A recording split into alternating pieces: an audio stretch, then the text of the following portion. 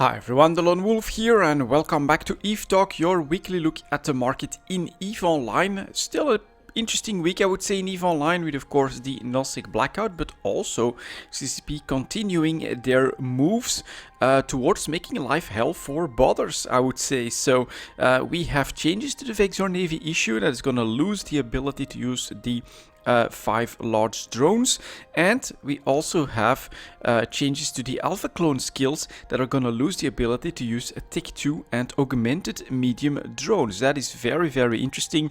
Obviously CCP is finally showing that it still cares about the sandbox economy and is taking drastic steps towards reducing the opportunity of some alpha clones to make ISK. And well, the Vexor Navy issue has become like super dominant in Gnostic ratting, and so that is taking a big hit. On the other hand, it is receiving buffs to its fittings, an extra slot. It's receiving buffs to its gunnery abilities, and so it might actually become, from what I've read, a pretty interesting PvP ship as well. So we might take a look at that dev block later on next week, but these are pretty big changes again coming to the game. Although, I mean, they're changes that will have a big impact on the game, but they're not necessarily that big in development cost for CCP. So I would say that, well, if CCP can keep that up, keep balancing stuff this way, yeah, it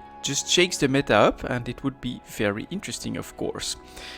Next up, let's take a quick look at the New Eden store, where CCP is continuing with the sales. I personally love these mining skins. We've got the Orca Nox Rush skin. Look at that, a little bit of white in there. It's definitely a unique one, I would say, for the Orca. I have it as well. I usually fly it as well. I think these look pretty great. We've got some more Minmatar stuff with the Firewall Breach skins, but then look at this. There's even some of the Triglavian ship skins that are coming into sale. We get the Stradios and the Spectral Shifts. That's decent sale, and honestly, I don't have anything that looks that great on the Stradios, and I actually really enjoy the Stradios for exploration as well. So that looks very nice. And then down here you also have the Forge Master skin that's on sale for the Rorcal, and then some capitals as well with more Minmatar and Triglavian stuff down here. Here's the Minmatar capital. So if you like to fly Triglavian ships, Minmatar ships, or mining ships, take a look at the skin store. Might be interesting when it comes to this sale right now. Next up, let's get started. Of course, we are here for the market. Let's get started with some plex and stuff. We'll jump straight to the chart, and that comes in at, let's say, 3 minutes. Here we go.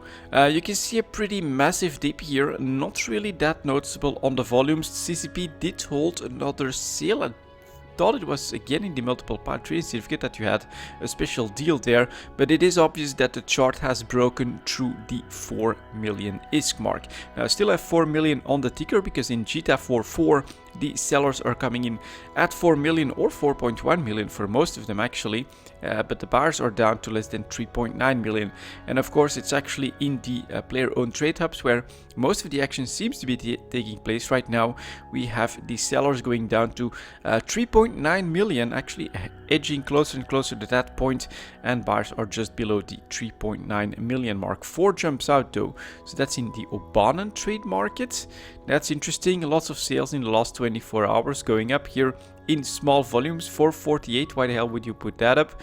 That is messing a little bit with my my look at the market. Closer here we get to 4 million in the system, and then one jump out, yeah, just below 4 million. But competition is starting to come in at that price range below 4 million ISK, and I think that that's actually pretty important. For the first part we can take this one out, and you can clearly see here on the chart we get a pretty big drop to 3.75 million ISK on average, and now we're actually recovering a little bit, but so far we're staying below 4 million ISK on average.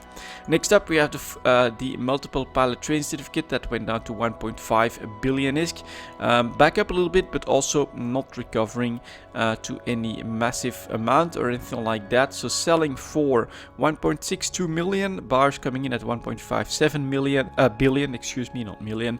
That would be a little bit too cheap for short 30 days trading time, but it is still substantially cheaper than the top of 2 billion ISK that was actually reached. It's up to you to decide whether or not you want to invest at this price range.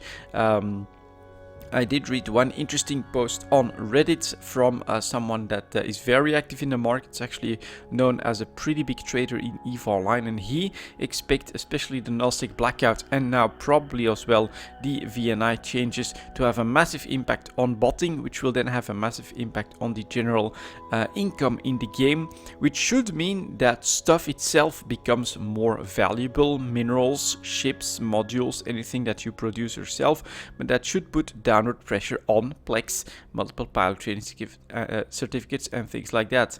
So it ought to be very interesting if this downtrend here can continue. And then the multiple pilot training certificates, well, that really depends a little bit on CCP. If you take a look at the first half of the year last year, we can see that CCP has pushed this one also in August, in October and in December. So it does tend to be something that we don't really see that same pattern, although we do see lower price in plex, of course. So it does look like if CCP does want to go for a sale, they don't necessarily want to make plex that much cheaper, but the multiple power training certificate, just to get people in with more characters, does tend to be something that CCP goes after.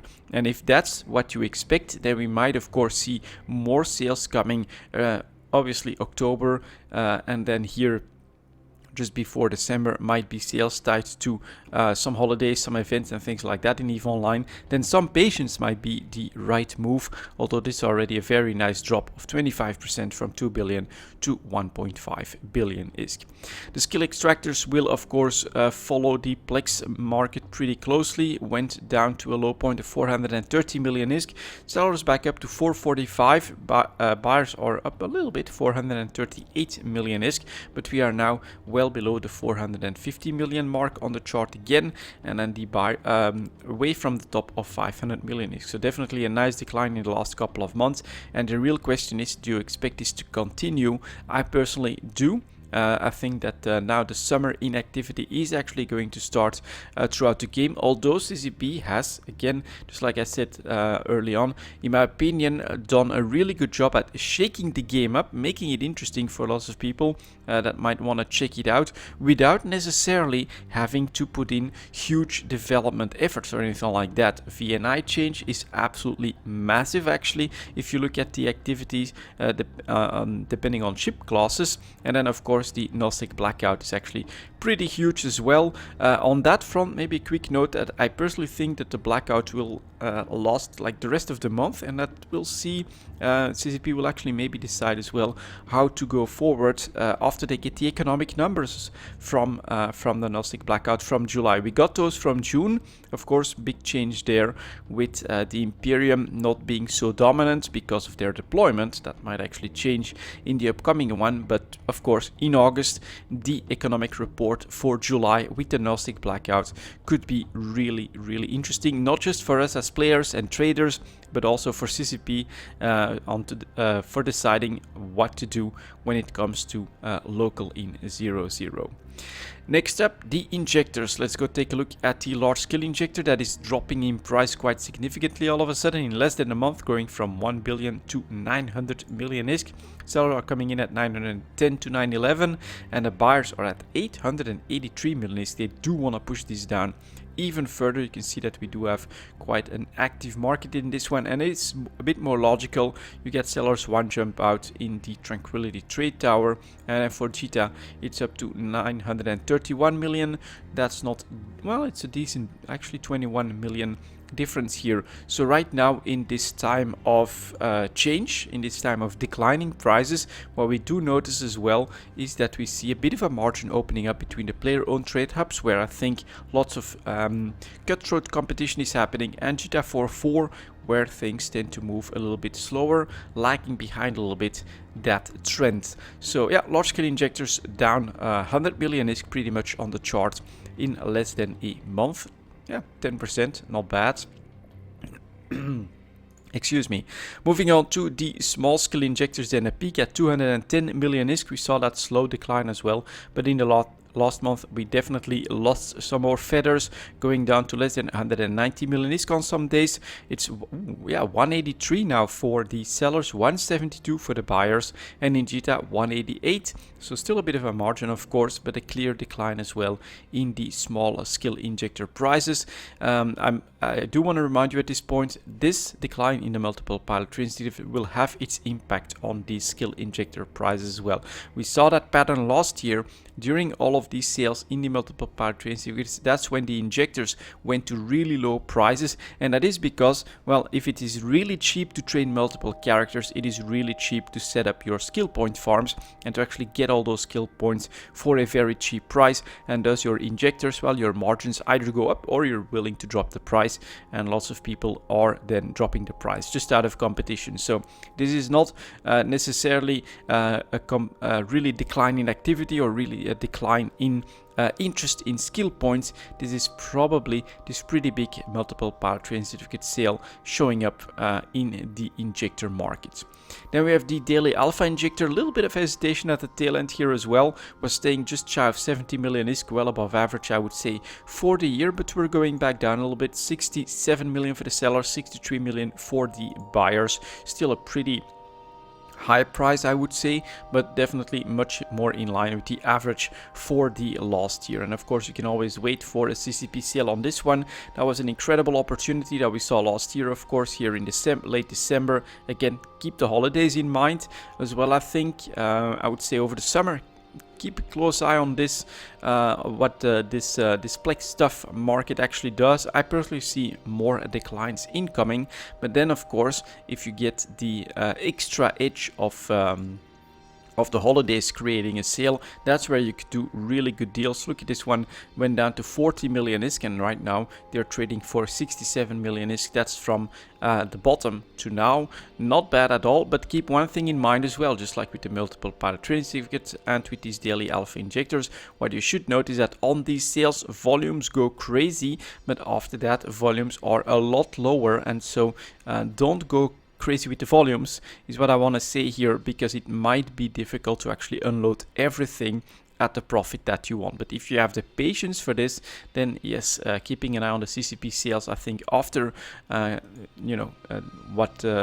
what we will see these items do over the summer, could be very, very lucrative. Next up, we'll move on to the minerals, coming in at 1235. Here we go. We'll start as always with titanium, the most abundant mineral in the bunch, I would say. Went up to 7 ISK. You can see a slow decline continuing, a bit of hesitation at the tail end, so I don't see us crashing back down to less than 5 ISK anytime soon. 654 for the sellers, 637 for the buyers, and there's actually competition in the station at the lowest prices available anywhere near here, anywhere in the region, I think this is. So 54 excuse me, for the sellers, not the 7 ISK that we saw like a couple of weeks ago, but still a very, very good price, very respectable for titanium, and definitely makes it worth mining for this one. I think that even historically speaking, 7 ISK and 6.5 ISK is a great price for titanium. So this one has basically been able to keep up despite all the pressure that we've seen in the game from CCP rebalancing the mineral composition of ores, and then of course the Rorcal changes, the Orca changes actually. I think that one makes for a much more stable mining field as well. Even in Isaac, it's a lot more difficult to gank an Orca compared to something like a paper thin Hulk or something like a paper thin Machinal, and as a result, despite all of that, we should have seen just a general decline, which we've seen in all of them, but here titanium has been able to fight back now and is back at a 7 ISK price range, which is not bad, even historically speaking. Next up, we've got pyrite. That alright, surprise little bounce here after getting to 4.3 ISK. We actually bounced back towards the 4.5 ISK. So okay, still staying away from the bottoms and the below average prices, you could say. If you look now at this 1-year chart, I can clearly see this pressure due to the activity in nullsec, the oracles, and as I've said also the mineral rebalance that was just putting a lot of pressure on the mineral market because of its overabundance. That may be over just because of the nullsec blackout, of course, although there's also a little bit of talk of nullsec wanting to punish highsec for all the glee that they have expressed with the nullsec blackout. And so here we see PA right now going for 443 and 430 for the buyers, definitely again away from the bottom prices. Now the one that I'm mostly interested in is Noxium. If you want to see a sign that nullsec is actually really thirsty for minerals, then this one should shoot up, because normally Mexalon is the mineral that they underproduce. If they just keep mining across the board in nullsec, this should really be their bottleneck and the first mineral for them to start importing. Next to that is Tritanium itself. I think especially when it comes to capital and super capital engagement and losses, that's where a lot of Tritanium is used. But in the general usage in nullsec, historically we've also seen that Mexalon has been able to maintain that higher price. 70 ISK here at the start of the year, actually really strong as well, compared to what we saw in the years before all of the mining changes that I told you guys about. And as a result here, seeing that Mexalon is still at 60 ISK just in my opinion means that nullsec is indeed not needing minerals, but is actually keeping stuff from highsec a little bit. So 61 ISK now for the sellers, 56.51 for the buyers. Bit of margin here, trying to get that price below 60 ISK, which could be very dangerous, and we would definitely move straight into a below average territory with downward potential. But for now, again, 60 ISK for Mexalon is not bad, even looking back at the whole history of EVE Online. So Tritanium and Mexalon, definitely ones that have maintained their price ranges the best, and that is because they are the primary bottlenecks in 0.0. But I would need to see this one shoot up as well before I would say that nullsec is needing minerals. So they'll have massive reserves, of course. You can't get rid of everything that the oracles have been doing with impunity for more than a year, I would say, at this point, in just a nullsec blackout of less than a month, of course. After that, we've got Isogen, and this is probably the exact reverse, the mineral that has suffered the most from all of these balance changes over the last couple of years. And the main reason here that I'm saying that is because Isogen used to be more expensive than Mexalon by quite a decent margin. It should be less available in the game, but you can see now it is going for 15 ISK, bottom prices well below average, and it's just not managing to pull away from that. Even really big volume spikes just move the price a little bit, and they usually actually show up when we reach yet another one-year low. That's when some investors decide to put a little some ISK into Isogen, but yeah, it's just not moving this market. It is completely underutilized, I would say, if we look at this price range. 15.36 for the buyers, 14.67 for the sellers, excuse me. Buyers are coming in at 14.67, so that's right around 15 is for Isogen, and that's I'd say like 10 times the price that it would normally go for like a couple of years ago, where Mexalon and Tritanium are actually still on their price range of a couple of years ago. This is the biggest loser, I think, of all of the changes to mining, ore composition, and the oracol, just the general availability of minerals in the game. After that, we still have to take a look at Noxium, also one that took a really big hit. Not so much, I think, when the oracol and things like that were introduced, but really with the ore mineral composition, this one took a pretty massive hit, and that's why over the last year this one has actually been able to maintain its price range surprisingly well, staying between 300 and 325 for most of the year. A couple of dips below that, a couple of spikes above that, but a pretty stable mineral that, unfortunately, again, if we want to make that comparison to a couple of years ago, went for like 1100 ISK. Stuff like that was the normal price range, but here that decline has been like, I don't know, maybe 2 years ago or something like that, to this range, and has actually been able to maintain itself surprisingly well. Noxium is selling for 315 ISK, buyers coming in at 295. They still want to try and edge that price below 300 ISK, of course. If they can manage that, you can see that we sometimes have dips to 275. It's again that barrier. Once that's crossed, there is that downward pressure, of course, because people are holding massive stocks of minerals in throughout the game. It's just been so available for so long that that's the reality of it, and as a result, I'm really surprised at the strong performance over the last year, and especially over the last couple of months as well, here going up to 325 for Noxium. It's been surprisingly stable. After that, we have some more losers in the mineral market. Of course, that's, as I've said, been the general trend, but this one, let's get started with Zydrine, for instance.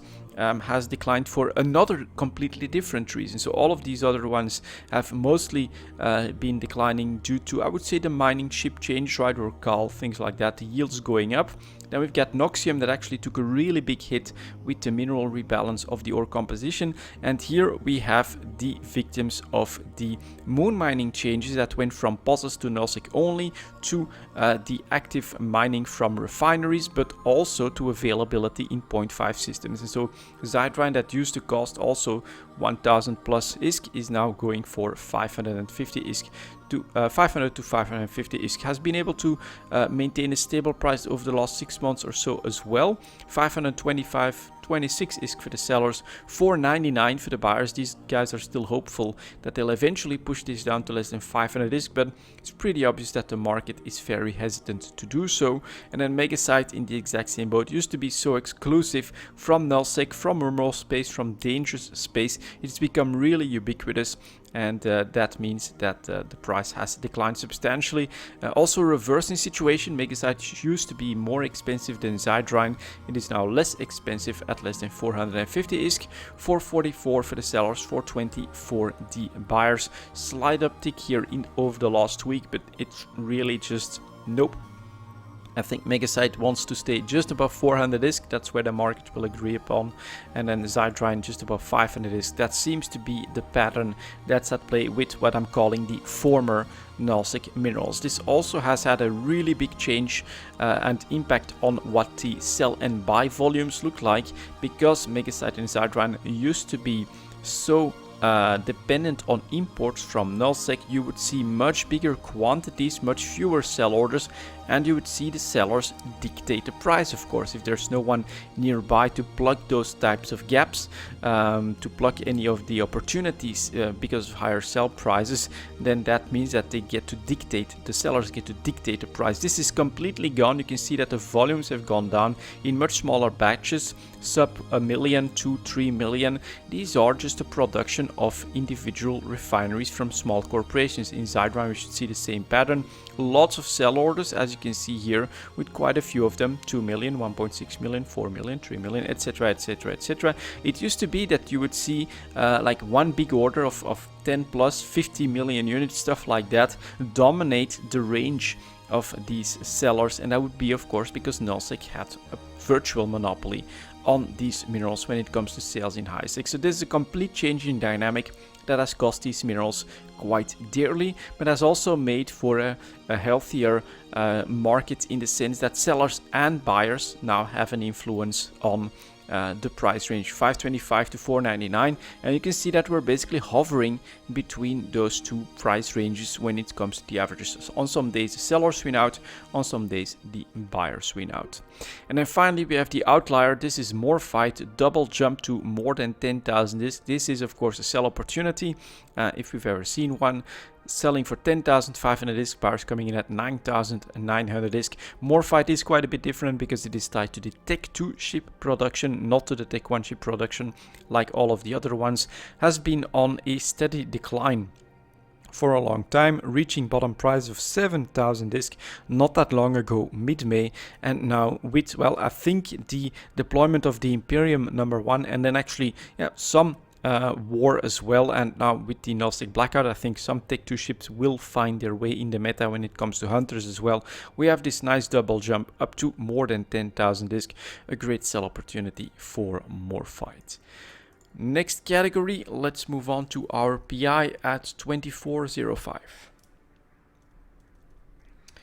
Here we go. Let's go with this category. Of course, a very different category, you could say, because this is produced on planets, a very passive goods generator in EVE Online, and actually something that I enjoy. I do this every single day, although I don't try to min-max this. I'm just happy that I've got 5 planets running, making me stuff, and making me, I'd say about once a month, I pick everything up, try to sell it, and be happy with that extra resource. So if we get a broadcast nodes, advanced PI material, tied mostly to structure construction, although it has other uses as well, of course. And we saw that earlier this month we went to a 1-year low point of almost 1.7 million ISK. We recovered from that. Currently the sellers are back to 2 million ISK almost. Buyers are just below 1.9 million, so still trading well below average, but well away from the bottom. So that huge buy opportunity, very noticeable buy opportunity, is over at this point, and we're back in the, well, we're not doing that great in the advanced PI material market at the moment. Next up, we get the construction blocks that had a very good period here in March, above average to 12,000 ISK.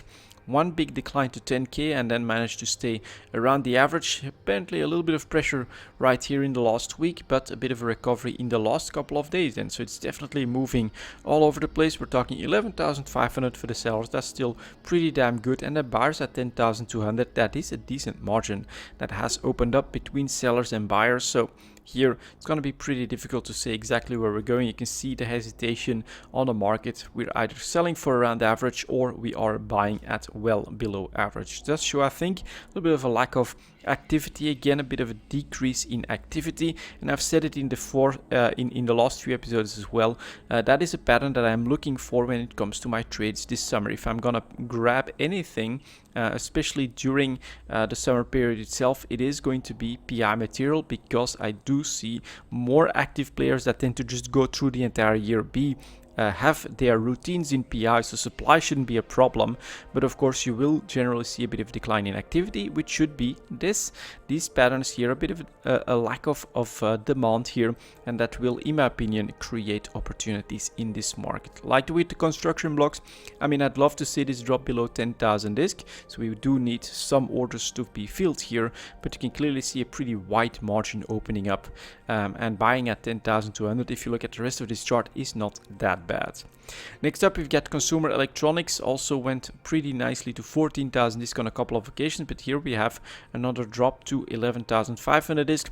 Right now we're doing better, 14k for the sellers, 13,000 for the first buyer, and 12,200 for the next one. But look at that, after that we're already at buyers below 12,000 ISK, so this margin does open up very quickly as well, potentially. And it is that same thing. I think that suppliers are still doing their thing, able to keep up with their supply chains, but it's the buyers that will drop out eventually and create the buy opportunities, a little bit like what you can see here happening in the broadcast nodes, in my opinion, as well. Next up, we got coolants tied to fuels. That's a bit of a surprise increase in price, which is very welcome, because this is actually something that I produce myself. 12,700 for the sellers. That's a pretty damn good price, and buyers up to 11,500, actually forced up a little bit. So when it comes to fuels, it does look like we're talking about a different aspect in the market right now, with some more interest and some more buying, which is normal as well. Of course, if you want to keep services running, you need fuel, so that is going to be more steady as well, which is why most of my production is focused on fuel related PI materials.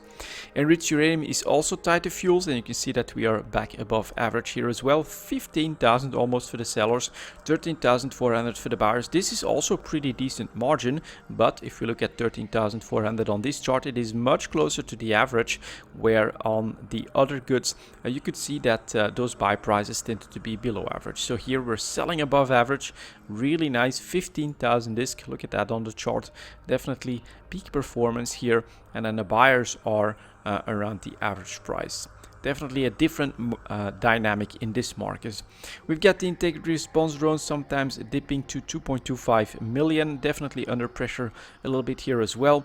2.5 million though for the sellers, pretty strong performance here. 2.34 million for the buyers. That is actually quite decent. So I would say that Integrity Response Drones has managed to claw its way back close to the average, just a touch below that still, and actually has some renewed interest as well, because the buyers have closed the gap quite nicely from 2.25. Mechanical parts is tied to fuels. This one was under pressure in the last couple of weeks and months here, going from around 13,000 disc down to 11,000 disc. Right now, bit of a bounce, 11,600 for the sellers, but 10,800 to 900 still for the buyers. So here we are basically back on an average price with a small bounce. I think this is just a stabilization bounce after we lost so much from, again, year high points of 13,000 disc. The nuclear reactors are doing not that great. We're honestly looking for sell price above 100,000 disc if we want to see some active trades. We want to see some renewed volatility in this market if we want to trade in the nuclear reactors. So here I would be very careful, especially when trying to time sell opportunities. It's going to be very difficult. 96,400 for the sellers might seem respectable, but look at these buyers, 81,000 ISK. That is a huge margin between the two. Look for 80k on the chart. It's pretty much at the bottom, and this is also one where if you have lots of patience, wait for the buy opportunities. You can clearly see that there's a lack of interest in nuclear reactors right now that is causing these opportunities that I was talking about. Unfortunately for us, this has now been happening for a pretty long time in the nuclear reactor market. So this is just not a summer related problem. This one is definitely just lacking in interest in the game in general for some reason. Organic mortar applicators next managed to claw their way back to 1.1 million to an average, and actually staying above that. Pretty good performance in the last month or so. You can see that that mid-May dip to less than well below a million ISK in fact was a very nice and pronounced one-year low point. So here we do have a bit of a reaction from the market, like that's kind of crazy. So we're gonna go back to 1.2 million, and now we are recovering back on our average 1.1 million, a bit above that for the sellers and a bit below that, just a touch below that in fact for the buyer. So here we do have, well, renewed interest in the organic mortar applicators. I do think for the advanced PA materials that there is some speculation in the market about, of course, the Gnostic blackout and potentially a new structure that is going to provide some form of intel, local, who knows what it's going to be, but a new structure that is going to help out with that in 0.0. And it's an understandable one if the numbers turn out to be bad. That's definitely the most logical route for CCP to take when it comes to basically clawing back a little bit of that risk in 0.0, especially for the most established groups that, well, honestly deserve, of course, to have some capabilities when it comes to, or some reason for all of the space that they own, some development opportunities. So here I think that's what I'm reading in this much smaller margin between sellers and buyers and this average price on the organic mortar applicators. Robotics is tied to fuel, has had a pretty decent couple of months here, going to around 110,000 ISK. Unfortunately at the tail end we do see a pretty sharp drop here to 92,000 on one day, but we're clawing our way back straight to 105,000 now for the sellers, 98,000 for the buyers. So this was a pretty massive dip all of a sudden, but we're recovering nicely to an average 100,000 ISK. Self-harmonizing power cores, yep, that is another advanced PA material, so tied to structures, keep that in mind. You can see that for most of the year we've actually been hovering around the 2 million. We've actually been below that quite a bit as well, but look at this little breakout here to 2.2 million. Volumes wise we're not seeing it, so this should be a bit of a reduced supply as well, but sellers coming in at a bit below 2.2 million. Buyers are above 2.1 million, so this is definitely an above average range for the self-harmonizing power cores. Again, my theory, although the volumes are not bearing this out, is that some people are expecting a new structure on the horizon. Superconductors next, something that I'm producing, and that is bad news, but it's also an opportunity, and it is the pattern that I was talking about. 1 year low point, breaking through the 11,000 ISK barrier. Sellers are still at 11,500, but look at that lack of demand. You can't even scroll when it comes to the buyers. They're at 9,500 ISK. Huge margin opened up here. This is the opportunity, of course, at this 1 year low point to stock up on some superconductors. Then be patient, make sure that you keep those until I would say either really sharp spike, of course. If you do notice that, take advantage of it. But then after the summer, you can see where superconductors goes to quite often to 13,000 ISK. 9,500 to 13k, that's a nice profit that we want to take. So here, the superconductor spike, honestly, I don't expect it to last that long. People should see this and should be plugging that gap with buy orders pretty quickly. If you're fast, try to grab some. It makes a lot of sense to jump in on that. This is what I will try to do and what I'm keeping an eye out for in the other PI materials as well. This is the pattern, of course. Production keeps up. You can see they're still trying 11,500. Okay, let's go down in price a bit, of course, competition, but it's the buyers that are gone from the market, and I would say because of the natural summer slowdown of EVE Online. Test Cultures has not had a great year, honestly. Even 9,000 ISK and 8,000 ISK is really not great. Then we had a dip down to 6,000 ISK. That was kind of terrible with the 1 year low point. That's where you should have bought, of course. And now we are back to 7,800 for the sellers, 6,600 for the buyers. Still well below average, terribly low price. It is your prerogative to still be buying, I would say, at this price range, but I would honestly just have patience for more dips to that 6,000 ISK, so we can definitely buy at the cheapest price. And finally, we have the wetware mainframes. That's actually been decently stable, especially in the last couple of months, staying below that 2.25 million average. Less than 2.2 million for the sellers, and well, actually super narrow margin here again, 2.15 million for the buyers. So very narrow margin here in wetware mainframes, bit of a surprise. And here, I would say that we could again go either way. If speculation wins out, or we do get an announcement on the next structure, we could definitely see sellers go up in price, buyers be forced up as well. Or if none of that happens, if CCP is maybe really happy with the results of the Gnostic blackout, then we could see demand just drop throughout the summer, creating more low points for us to try and grab some cheap ones. So the PI market is, I think, a very interesting one, and definitely one that I'm going to keep an eye out for when it comes to buy opportunities throughout the summer. After that, we'll be moving on to the advanced moon materials, 3615. Okay, looks like it's gonna be a long one, but we'll keep going. Here is the crystalline carbonite. Really nice recovery over the last couple of months, back to around 160 ISK, which ought to be an average. So here, if you bought at 130, you could consider a sale at 159. Buyers are at 153, and that's a big difference when it comes to the PI market. You do see buyers forced up here. Why, in my opinion, are we seeing that? Well, we're talking advanced moon materials, and if you want to produce this stuff, you gotta be Nullsic. So this still has that old Nullsic mineral dynamic to it, where sellers are able quite often, not always, but quite often, to dictate the price of these goods. And so now we are back down a little bit to 160, but definitely over the last couple of months a nice recovery, and the buyers are forced up to 153. Narrow margin here. After that, we've got the Ferrite carbide, also a slow recovery, not yet going above 150 it looks like on its average prices, which, I mean, I would need to see 160 or something like that as well to call it a recovery to its average, but it's definitely away from the bottom mid-May prices as well. 150, actually, yeah, 151 for the sellers and 146 for the buyers. Again, narrow 5 ISK margin here between sellers and buyers. You get to do it if you want to grab some of this.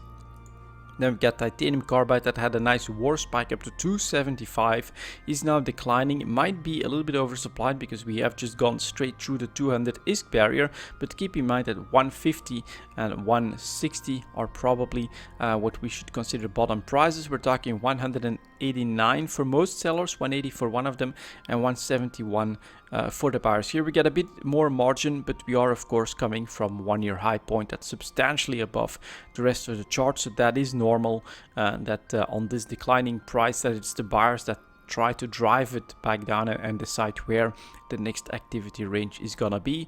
The real question is, well, will the sellers be willing to go that low?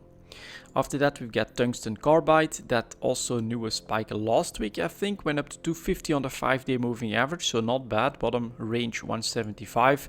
Now going for 217 for the sellers, 202 for the buyers here. Bit of volatility opening up a margin, but we are again at 217, selling well above what we have been able to do in the last couple of months. A bit of a recovery in this first carbide category of the advanced moon materials. Then we get the metamaterials, with the photonic metamaterials also recovering. Later bottom, 15k in early June. We're still not at an average. I would like to see 20k for that, but we are selling now for 18,000 disc almost. Buyers coming in at almost 17,000 disc. And that is definitely a bit of a recovery. Still below average, but away from the bottom. Plasmonic metamaterials actually had a March bottom, and then it did 1, 2, 3, 4 steps up, getting back to an average price. I would say now 22,500. Well, 344 for the sellers, 21,400, so that's like less than a 1,000 disc margin between the two. This is normal, and this is actually an average price. Well, maybe even above average still if you look at this entire 1 year chart, but a normal price you could say for the plasmonic metamaterials. Then we have the non-linear metamaterials that have the same thing here. January bottoms at 22,500. Several step recovery. First to, what is this one? 27,500, then 30k, and then breaking through the 30k. Always landing back on a nice average. And we're there, 28,200 for the sellers, 26,200 for the buyers.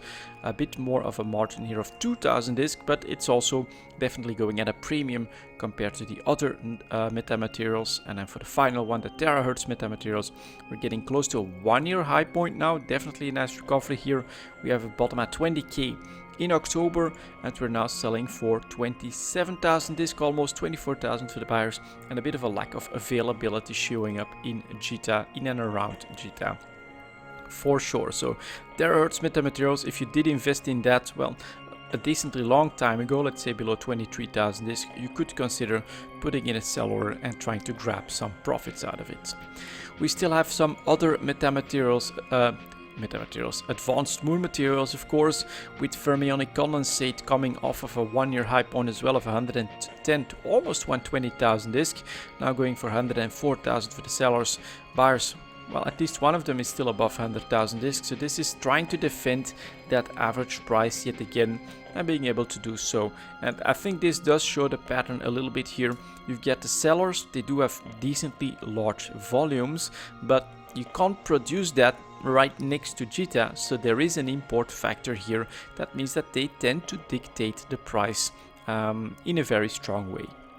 We've got the ferrogel next, also recovered back to an average price. This is actually alright. I'm surprised. For so long since I started checking it, this has been, well, we've got a stable nullsec. This is declining in price, well below average, bottom prices, things like that. Nice little recovery in a lot of these, so going for almost 51,000 disc here, definitely above average for the last 10 months, not so bad. Although also a little bit of pressure at the tail end here. After that, let's take a quick look at the fullerenides, one that's actually still going for 1,000 discs, struggling a little bit, but at least this one does know some bottoms, going towards like 850, something like that, and then some high points at 12,150 discs. So this one actually has some more trade potential. Right now, unfortunately, we're right in between. We dip below 1,000 discs for the sellers, going to 990, and then the buyers are actually up to 936. So a super narrow margin, basically on the recovery path, unfortunately below 1,000 discs. So the price has settled down where we don't want to buy and we don't want to sell. Then we get the hypersynaptic fibers, some more volatility here as well, going up to more than 15,000 disc. About 10 days ago, still selling for 14,000. Buyers are at almost 13,000. So here we are back to, well, an average normal price, you could say, definitely away from the bottom again, which this one is like really showcasing what I was talking about. Taking a look at that in the last year, 12,000 disc. Oh, not great, 1 year low point, so that's still staying well below average for a very, very long time. And now finally, with the deployment of the Imperium, some nullsec action, we can see some volatility and some opportunities in the advanced moon material market. Nanotransistors doing really well, actually, a sustained increase in price here over the last month, despite starting at 5,500. That's not bad, and it's a complete lack of availability. 5,600 for the sellers. Buyers are forced up exactly what I was talking about, 5,562, really narrow margin, a lack of availability. We are dependent on nullsec coming in and bringing us nano transistors, people willing to do that import in order to get that price, and for now it's just not working out for this one, which means a nice opportunity as well if you happen to have traded in those earlier in the year. We still have the phenolic composites to take a look at. Complete reverse situation. This one is still very low at the moment. So if you're looking to stock up on something, let's see how far from 1500 the buyers are. Less than 1700 for the buyers, 1850 for the sellers. So very abundant, a bit oversupplied for sure. And this one could be one that if you expect things to turn around eventually for this good, you could still look into purchasing this one. Then we've got ceramic fibers, more of the classic pattern that we saw in the metamaterials and the carbides, especially bottom here, mid-May, less than 400 ISK. Recovery, 505 for the sellers, 482 for the buyers, so margin decently stable and back on an average price. So yeah, interesting situation in the advanced materials. You get a little bit of everything, but the general trend is definitely that we've recovered back to average prices and some sell opportunities here and there as well. After that, we have the Tech 2 ships coming in at 45 minutes. Like that. Let's take a look at that.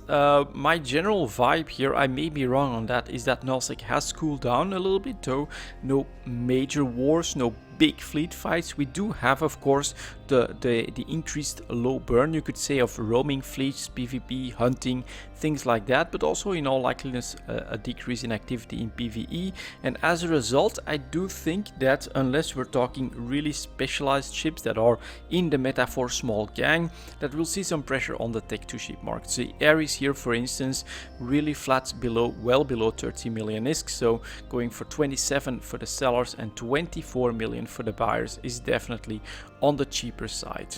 Next up here we get the Basilisk. This is a logistics cruiser, definitely something that you would expect in bigger fleet fights to be used and lost in bigger numbers. You can see the deployment in June going up to 280 million ISK, but now we're declining close to a one-year low point, 219 million for the sellers, 206 less than that million for the buyers. If we try to get that to show up on the chart, 205, where is it?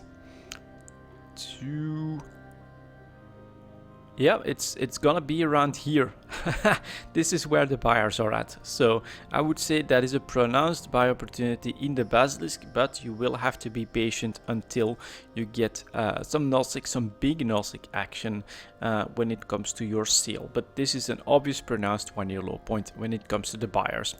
The Cerberus has known quite a bit of a yo-yo situation in the last couple of months, so I can't really say that it has been in the meta that much in nullsec, but it is definitely also a decent PvE platform, and right now it is going for less than average a little bit, 249 million for the sellers, 222 for the buyers. So if you do want to grab one, at least have the patience for a 222 buy order. That is decently low. Then we've got the Crow that went up to 35 million again on the June deployment. Bit of a decline, but staying above 30 million it seems. Yep, just above that for the sellers and just below that for the buyers. So this one is one that I can still see being used. I'm guessing it's launcher based. Yep, light missile launcher. So if you want to go out there and hunt for something small, you need a quick tackle, but you still also want to be able to apply some DPS, and missiles make sense. And so that is, I think, why the Crow has been able to maintain that 30 million range, whereas the Ares, nope, is just flattened out to well below average price. And that's what I was talking about. You know, are you gonna see 1,000 Crows all of a sudden? It's not very likely. Will you see some small individual hunters in this that are willing to pay 30 million for the ship rather than grab an Ares? Absolutely. And so here, smaller gang activity sustaining the price of the Crow. Then we've got the Guardian that went to a low point of 200 million ISK as well. Slight tick here in the volume, so I think some investors drove the price back up to 220 for the sellers and still 197 for the buyers. So no, There is some renewed interest, but you can still try to grab some. No, what I'm guessing happened here is not really a renewed interest, but just a lack of supply then, of course. So the price goes down to 200 million on average. Buyers are staying below 200 million, so you can still grab really cheap Guardians, but people are saying, why the hell am I producing this when there's other options? So no, the sellers are driving the price on average back up because they're just not bringing new Guardians to the market. After that, we've got the Heretic. Some people agreed with me. Interdictors, why the hell are they not moving? Let's try to finally move up last week here for the Heretic away from the 70 million. And just no big volume increase on this opportunity. Squashed back down. We're back to 72.5 million. Oh, actually, all right. So competition comes in very quickly. This volume spike takes on a different meaning when it comes to the sellers right here. So what probably happened is someone did come in, buy a lot of Heretics up to a certain price, but look at where the sellers coming in, 72.5 million straight away for the competition, squashing that opportunity right away. That's kind of crazy. You'd think if you only see 130 million that you could at least try to get a couple of sales at the 90, 80, 70 and only then 70 million mark, but no, very aggressive selling here in the Heretic with just a couple of ships, bring the price back down. Then we've got the Hound. Stealth Bomber went as low as almost 25 million, bouncing back up here. So 30 million for the sellers, 27 million for the buyers. In my opinion, Stealth Bombers make a lot of sense when it comes to the nullstick blackouts. It's cloaky, of course, if you can go through a wormhole or park yourself and or park a couple of Stealth Bombers in a system, you're gonna have a much better time trying to terrorize the miners, the ratters and things like that. And so I think that is why this one jumped up to above 30 million as well. The Ishtar, very interesting one in my opinion, went to a 1 year low point of 190. Should have bought. I also did not buy. Big mistake, because then with this lovely volatility up to 250 million, that was a lovely trade to make. We are going back down, but I think it will keep an edge now that the Vexor Navy issue is taking a real beating. It is going to become the cruiser drone platform. Of course, it already was, but the Vexor Navy issue was very cheap and very close. 290 million for the sellers, 208 for the buyers. It's actually a below average price, an okay price for an Ishtar. We're definitely not at the 1 year low point here. Then we've got the Manticore, and that is some nice volatility. Stealth Bomber, of course, so I think that again, nullstick, blackouts, not for the big fleets, but for the covered up stuff, Tech 2 stuff, Stealth Bomber, things like that. Definitely working out. Look at that. Went to 40 million twice here in June. Actually came from less than 30, and here we reached less than 30 as well. So just a couple of weeks ago, you could have bought these Manticores for 28 million, and they're now selling for 37 million. Buyers are up to 33. So this is the volatility in the Tech 2 market that we love. Manticore is an absolute show, perfect example of this, and that is, I also think, partly now the nullstick blackout. As I've said, I can see lots of uses for Stealth Bombers, for the smaller gang, the harassers, the people that want to disrupt the big groups. If there's one ship that can punch above its weight, it would be a Stealth Bomber, of course. Then we've got the Munin, actually a little bit of a jump as well, but immediately crushed back to 250 million as well. Sellers at 258, buyers at 241. So I think that a spurt of new sales. Indeed, something must have happened. Are we seeing a volume spike? Not even that, but we went up to 278 here for the sellers, but then in the last 2 days, right back down to that 258. So very aggressive selling in the Tech 2 ship markets, in my opinion. Nemesis, another Stealth Bomber, went down to 25 million. Should have bought. God damn it, it's so noticeable. And it is exactly when the first moon mining chains were going to have an impact on the Tech 2 market. This was completely my speculation for the frigates. 25 million. Look at that price range for your buy opportunity. So I should have moved on the Nemesis. Now we could already have sold them for 33 million right here. 29 million for the buyers. So Stealth Bombers definitely used and lost, which I think is great news, right? You don't want to always have the hunters winning either. Sometimes you need some successful defense and some losses there, and that creates these types of patterns, which makes for awesome trading in these Tick 2 ships, of course. The Oneros, yeah, flat, well below average. Logistics cruiser, and of course the least popular one, I think. Just the volumes are abysmal. Let's move on to the Purifier. That is landing at 30 million, but look at this, 40 million, and look at these 4 spikes. That's the opportunity, of course. Bars are in fact down to 28.5 million. If we try to get that to show up somewhere on the chart, that is pretty damn low right here on the chart. So I would say, yeah, if you want to have a chance to have a sell opportunity like what we see in the Nemesis now and the Manticore now, then I would try to grab a Manticore below 29 million. The potential, you can see that right here on these 4 spikes in the last 1 year and 3 of them in the last 6 months. That is not bad at all.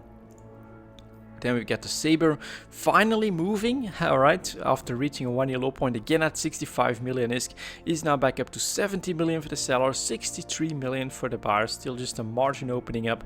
I think this is gonna be, unfortunately, something that will not last very long. I'm a bit disappointed by the interdictors. I thought we would do better with this ship, we would see more volatility, but it is of course also something that gets used in much bigger volumes in larger fights, so you don't need that many sabers, I think, for small gangs either. So it does make sense that we have a small uptick. I think it's gonna get filled actually, and we're gonna go back down pretty quickly. Then we've got the Scimitar. All right, logistics cruiser going up, so I'm guessing that some smaller fleets like their shield versions right here and are bringing some Scimitars along, because this is a pretty big volume spike. Or is this a massive purchase from a big group? That is possible as well. But we went from 230 million to 320 million ISK. If you have some Scimitars lying around, this is a great time to be trying to sell these, of course. Massive premium, and it won't last very long. And then finally we have the Stiletto that had a late spike due to the war as well, up to 40 million ISK. Still well above 30, 31.3 for the sellers, 29 million for the buyers. I'd say it's too early to try and buy this one, but stealth bombers are doing really amazingly well in volatility. Next up, the Tick 3 ship market, 55.20. Alright, let's see what we're seeing here. The destroyers last week were actually doing okay, landing at average price ranges just below 40 million ISK. Volume wise, actually nothing too crazy. And here we get the Confessor, 38 million for the sellers, 34 million for the buyers. You can see that we are below that 40 million range, so we should see less supply, and we're seeing that exactly, only 4 new sell orders. Volume wise, nothing too crazy, so this feels like an okay market with decent demand as well. Then we get the Hecate that is slowly still going down, bit of pressure at the tail end especially, but well above 40 million ISK. Here we get 44 million almost for the sellers, 41 million for the buyers. And then to my surprise here, we are seeing bigger volumes. That's not a surprise, but in the last 24 hours, unless it's outside of Jita, nope, we're not seeing a lot of Hecate supply, although it goes at a premium from the Confessor. Does that mean that there's a better one to look for? Here's the Jackdaw, and that's a no. This one has been driven below 40 million for the sellers, 36 million for the buyers. And supply, yeah, this is where the supply still is. That's a bit of a surprise. You can see bigger volumes, last 24 hours, quite a few Jackdaws. And so I'm guessing it's a bit of like a late response. By next week, we should see this drop off in volumes, less new sellers, and it should move to the Hecate because you are getting 4 million more compared to both of the others. And then we get this Vapul that's also recovering a little bit, actually heading back towards that 40 million range, 39.5 for the sellers, 34.3, but look at this, 10, 16, 10, and then all the other sellers are below 10, just 1 sell order in the last 24 hours, 3 in the last 48 hours, well, a couple more down here actually, but this is a lot less because it has the worst price. So a bit of a surprise that it's taking this long for the Hecate to ramp up in production and for the market to decide, hey, let's not go crazy with the Jackdaws. They just drove the price below 40 million ISK. But I guess a spike up to 55 might have created a little bit too much momentum, but this tactical destroyer market is healthy, strong demand, good supply, well-working markets that are switching between the ships whenever opportunities arise, or that are sometimes overshooting, driving the price back down, creating small buy opportunities. This is actually great to see that this one seems to be working out nicely. Now the cruiser market is a bit different, and here we finally see the Legion go up to 160 million ISK. So let's take a quick look at that. 164 for the sellers, 150 million for the buyers. So the buyers are not budging. This is just an opening up of a margin with I think bit of like realistic or something like that.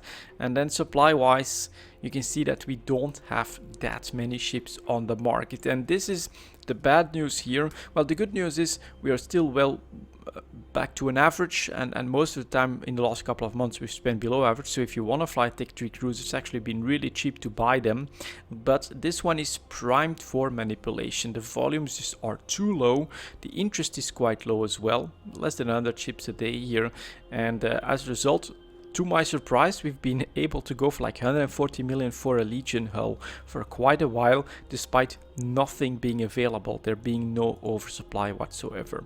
And so here now we actually see a spike, which can be done with, you know, not that much ISK. Let's take a look at the Loki next, also a jump up to 200 million ISK. Let's take a look at the volumes. That's not really, look at the last 24 hours, all of this has been relisted at 192 million, 173 for the buyers. Margin, huge margin opened up, and what do we see here? An increased price and then great availability. And volumes, yeah, you do have some purchasing happening here on these bottom prices. This is just people, I think, trying to force that profit out of the market, and that's the real question. Can they succeed in doing that, or just is the Tech 3 ship market just so low in interest across the game that nope, this will actually decline if new people can quickly compete with these sell orders and drive that price back down. Yeah, you don't need that many to crush this attempt either. Let's take a look at the Proteus. Same thing here, right? Jumping up to almost 170 million ISK. It's 169. Look at the last 24 hours, full front page. I mean, the availability is abysmal. Buyers are not budging. 147, and the third one to spike, and then the Tengu did so as well. Jumped up to more than 180 million ISK, 186 for the sellers, 175 for the buyers. So again, decent margin opening up. Availability is a little bit better, but look at the last 24 hours. That's like 2 full front pages of Tengu's. Competition is starting to come in here, trying to take advantage. Very interesting situation, and exactly, if I'd say like a month ago, what I was fearing a little bit. We had these really cheap low prices, but not on oversupply, just on a lack of interest. There were still almost no ships for sale, despite, especially here in the Legion, in this period, nothing. Loki as well in this period, there were no Lokis available on the market. And so here, what I'm seeing with this spike across all 4 tactical cruisers is, in my opinion, an opinion to take advantage, to force profits out of the market on these purchases at these low prices. And will they succeed? Potentially, but I can also see just a dozen of these ships can actually crush this attempt and drive the sell price back down substantially as well. This is a very, very risky market, primed for volatility, but also a very difficult one to actually take any risks in my opinion, just because of 10 ships being able to swing everything around and crush your attempt as well. Basically, super low volume, super low price. That was crazy. Now we have lots of sales in the last 24 hours and actually a spike in price. This is completely counterintuitive to what you would expect in a healthy market. So quite the reverse, I would say, from the tactical destroyer market. Super interesting, of course, to see something like that happen in the game, but not one where I would personally be putting or risking my ISK in. If I would be going for a tactical cruiser, it's because I want to fly it and probably lose it to PvE as well. But we'll see how that works out now that I'm training for the Tengu. That might be the answer. And now we've got the extra product for this week coming in at 1 hour and 2 minutes 15 seconds. Alright, I'm not sure how to make that timestamp, but we'll make it work. And I chose the faction cruisers actually. No, battleships. That's what I wanted to take a look at, because part of my plan next is to look into a couple of clones in some good mission hubs. Caldari Space, been a long time since actually I don't think I've ever really flown there, and same with Minmatar Space. So that's something that I'm gonna try to set up, and then I need to decide on a level 4 mission runner as well. So here we get the Barghest going for 800 million, is close to a 1-year low point. Sellers are at 828 for the first one, 864 most of them. Look at the buyers, 757. That is well below the entire chart. Interesting situation. The Barghest is potentially a great mission ship as well, and apparently really cheap right now. Next up we've got the Macarial. Climbing out of the hole a little bit, went for a straight downward spiral for 10 months to a 1-year low point of less than 380. Now selling for almost 400 million, buyers at 370. Still a decently cheap Macarial, but definitely away from the low point as well. Then the Nestor is a really powerful ship potentially as well, and look at that. That's a complete reversal from what we see in the Barghest here.